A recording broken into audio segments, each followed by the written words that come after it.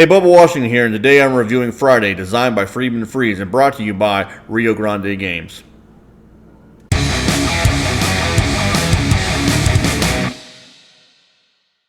Friday is a solo deck building game in which you must construct a deck of cards in order to overcome many challenges that you'll find along the island that you've washed upon the shore.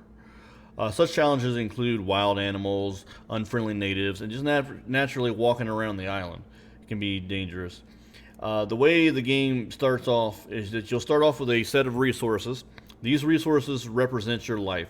They not only are they your life total, but they also allow you to use them to be able to overcome challenges.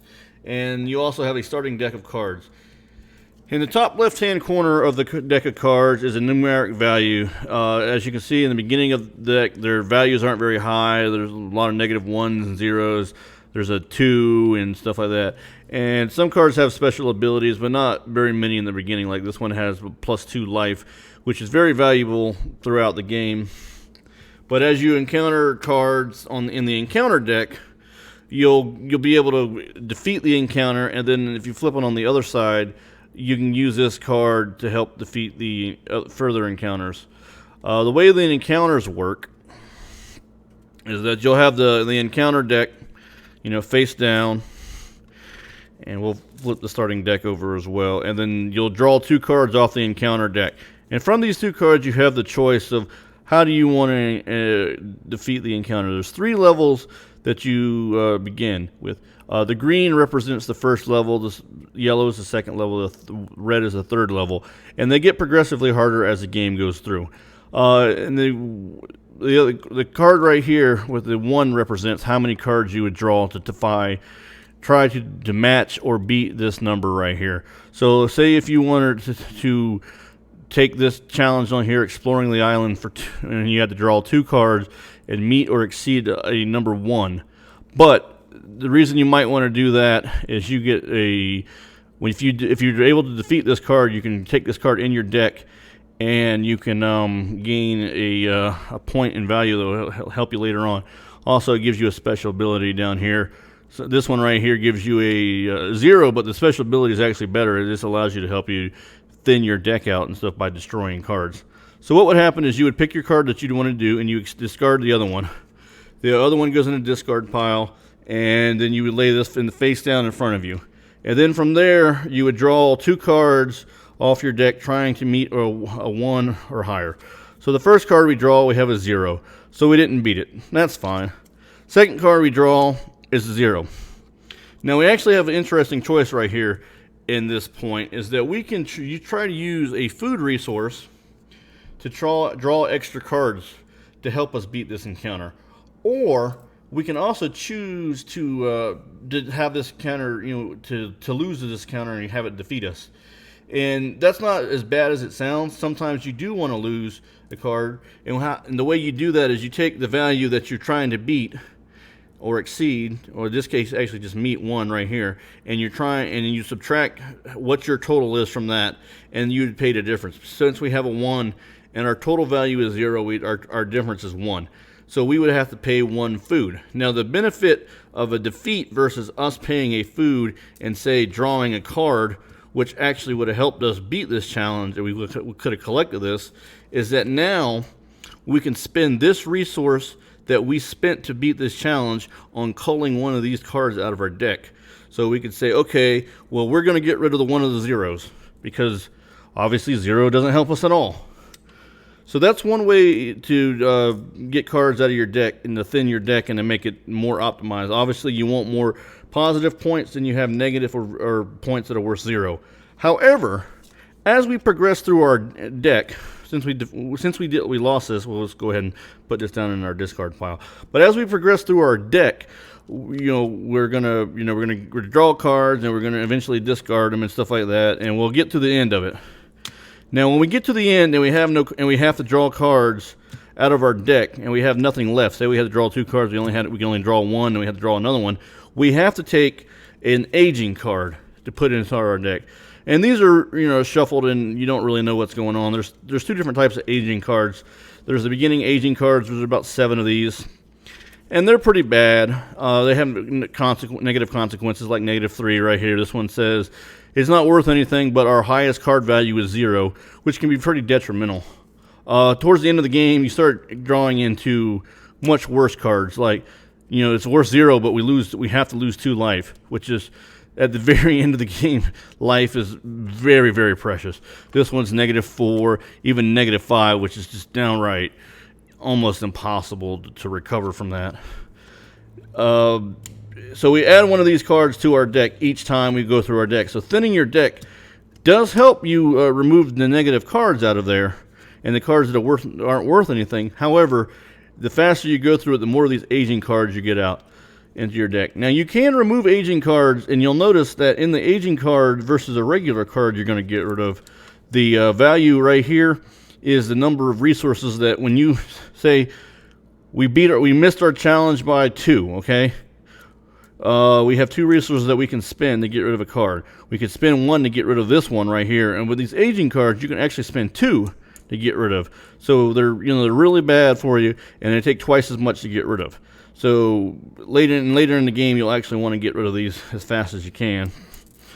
So play continues through that. You're going to work your way through this deck, and when you finally made it to the end of the deck, choosing cards, which encounters you want out of the 2 counters you draw, which ones you want to do, you'll finally get to the end, and then you'll say, okay, yay, I finally made it. I finally beat the cannibals. Or say you didn't beat the cannibals at 5, which was the lowest score on the first round. When you go back through, you'll have to shuffle the deck and go through it the second time. The second time you go through it, now the challenges get a little bit more difficult. Now, instead of 5, you have to beat it at 9. And then it was with 5 cards. And then when you go through that time, you'll go through it the third time. And this is when things get really crazy. Now you have to use 5 cards to match 14 or higher. Now, once you get through, these cards right here are just reminders of what level you are. But once you get through those 3 cards, you'll end up having to fight 2 pirates to get off the island. Now, the pirates have, vastly different things that make them challenging. Like, for example, this one requires you to beat 30 or higher with 8 cards. And this pirate actually says with 9 cards, you got to meet 22. However, 1/2 of the face-up fighting cards count. So even though you're dealing 9 cards, not all 9 of them are counting. So you'll want to go through as you go through your deck, you'll want to get cards that allow you to use special powers. Your special powers can be, like I said, you can copy the effects of a card, or you can draw additional cards. You can get rid of nasty cards. You can exchange cards you don't like. You can gain life. All these powers are and there's also a card that allows you to take an encounter and stick it on the bottom of the deck so you don't have to deal with it later. All these cards allow you to optimize your deck and also to optimize your resources to be able to beat the game. And once you beat the game, you can total up your, based on the number of encounters you had, and also how many age cards you have and what kind of pirates you had in there to be able to determine your final score. Beating the game is pretty difficult in its own right, and then getting a high and keep trying to increase that high score is also a challenge as well. So that's how you play Friday.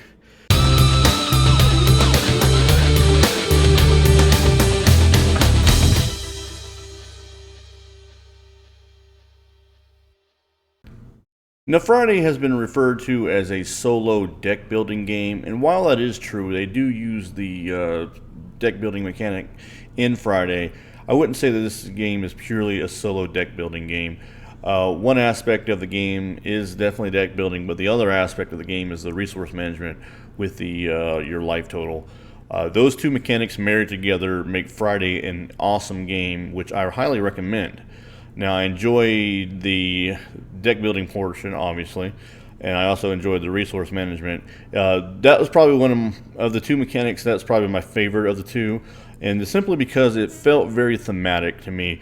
As I was stranded on a desert island and I was fighting, say, wild animals, say I didn't beat the challenge, maybe I'm injured. Maybe it takes me a little bit of my life away because maybe I have now I have a sore rib or something like that.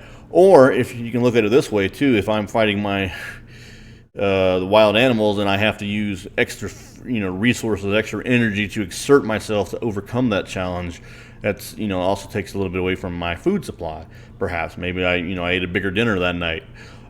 So it's very thematic in the sense of the way they handle life totals, and your food total is essentially your life total. You run out of food, you run out of life, essentially. Another aspect of the game I like is that as you thin your deck out, in most deck building games, like for example Dominion, where there is some strategy to say, look, I'm going to get rid of all the crud in my deck, and I need it to be as efficient as possible. With Friday, adding the aging cards as how fast when you ran through your deck and having to add those aging cards made it really difficult to say, I need my deck to be as efficient as possible, because maybe an efficient deck only contains 7 cards in the beginning of the game. Well, I quickly run through those 7 cards very quickly, and as I run through them, I'm going to take worse aging cards, so maybe I don't want to be as efficient as possible. So I really enjoyed that about it. I also really enjoyed the decision where it was like, I need to make a calculated risk, and this comes up in life as well. As you learn how to make calculated risk in the game of Friday, you can also apply that skill to your life as well, where you can say, okay, I don't have perfect information, and within Friday, the shuffling of the deck doesn't provide perfect information, what's in there, but you might have an idea like, well, I know I have a card that's worth 4 and a card that's worth 2 and one that's -1, and I have to draw 2 cards. Do I push myself to say I'm going to extend an extra life to draw an extra card, or am I going to hold back? I mean, this game really forces you to really think about these tough choices. I also really enjoyed the fact that you can increase the difficulty of this game.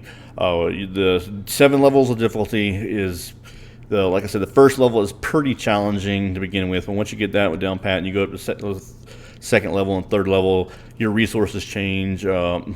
The starting cards you have in your deck kind of start to change too. So this game offers any challenge for any level of player that you are, which I think is an amazing aspect of it. One complaint I did have about the game, though, is the card size. If you're a person that likes to sleeve their cards, these cards are a weird size. I believe there's only one sleeve on the market. By Swan, I believe, is the company. I think you can get them through the U.S. distributor of Mayday Games. And they still don't fit perfectly. They're still a little overhang, so you may like that, or you may not. I personally like to sleeve some of my games. This game I chose not to sleeve because I didn't think it was worth the hassle trying to track down that sleeve. Because if I wear my cards out, I've played the game 200 plus times.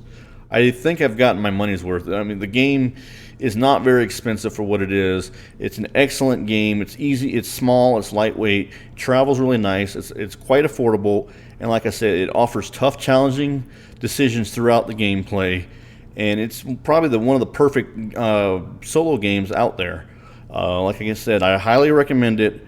And if you're on the fence about trying it, just try it one time. I'm sure you're going to fall in love with it.